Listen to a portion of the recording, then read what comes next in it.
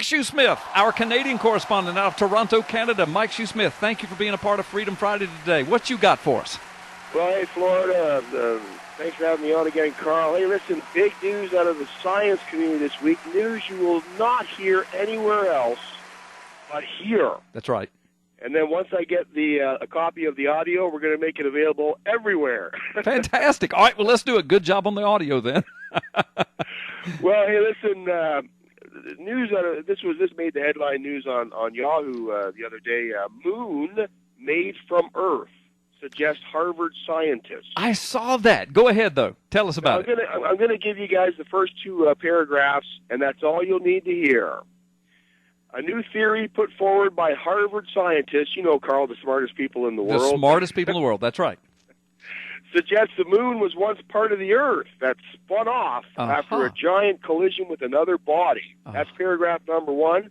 Paragraph number two. In a paper published on Wednesday in the journal Science, Sarah Stewart and her partner, whose name I can't pronounce, said their theory will explain why the Earth and moon have similar composition and chemistry. That's all you're going to get from that body. Because we at the P.P. Simmons group, we have a thing we like to do where we take stories and we put new headlines on them. Right. and then we post them to the blog. Right. I've seen that. It's great. Y'all do a great job with that. It's unbelievable. Yeah, but we do source back to the original. I mean, we're not plagiarists like the man in the White House. But listen, the new headline for this article is Harvard confirms atheistic model for universe cannot be trusted. That's right.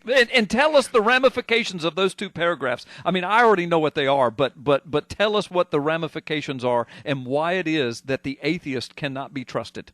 Well, I think about you and I have covered the fraud in the atheistic scientific community for years. I mean, fraud is so prevalent. Right. I even wrote a book about that.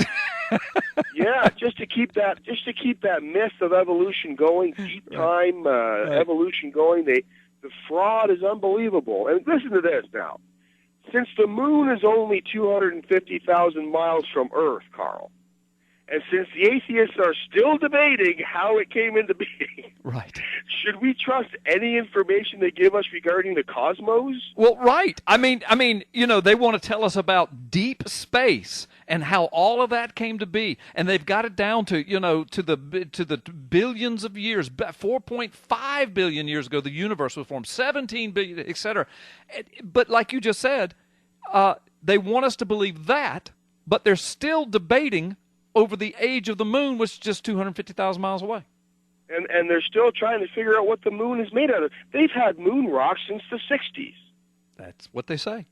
It's unbelievable. Hey, listen, sorting fact from fiction when it comes to outer space can be tricky, though. Yeah. I mean, especially when scientists assert that certain stellar features are real when they're not. Why should school textbook authors or students and teachers that rely on them to deliver accurate information trust these scientists' more speculative assertions when they routinely name structures that don't even exist? Recently, Carl, the European Space Agency reported about a distant dust-shrouded star that some astronomers believe looks like what our solar system might have looked like before it supposedly formed itself. An ESA press release, Carl, stated that sites of active star formation, get that now, star formation, right, are called prestellar cores. But listen now, in reality, although scientists have witnessed star deaths, here's the fraud. No modern astronomer has ever recorded a single star's birth. Yeah. Ever. Assuming that stars form naturally ignores the scientific evidence of their recent supernatural creation. Right. That assumption follows logically, right, from the given premise of naturalism, but it does not reflect the science. An online video posted on Live Science featured a variety of space scientists, including NASA's Donald Yeomans. He confidently referred to you've heard of this, Carl, the Kuiper Belt and the so-called Oort cloud, which is a spherical distribution of comets surrounding the sun, as though they were real, right, observable entities. An artist's illustration, Carl, accompanies his description. However, just as astronomers have never seen a star form, they've never seen an Oort cloud. Yeah, or the Piltdown Man. Right, the Piltdown Man. I mean, never seen a Piltdown Man, but he's in the books. and he's in the books, and the embryo illustrations in the science books today that was conjured up by these frauds. I know. President Romney. There's a slip for you. No.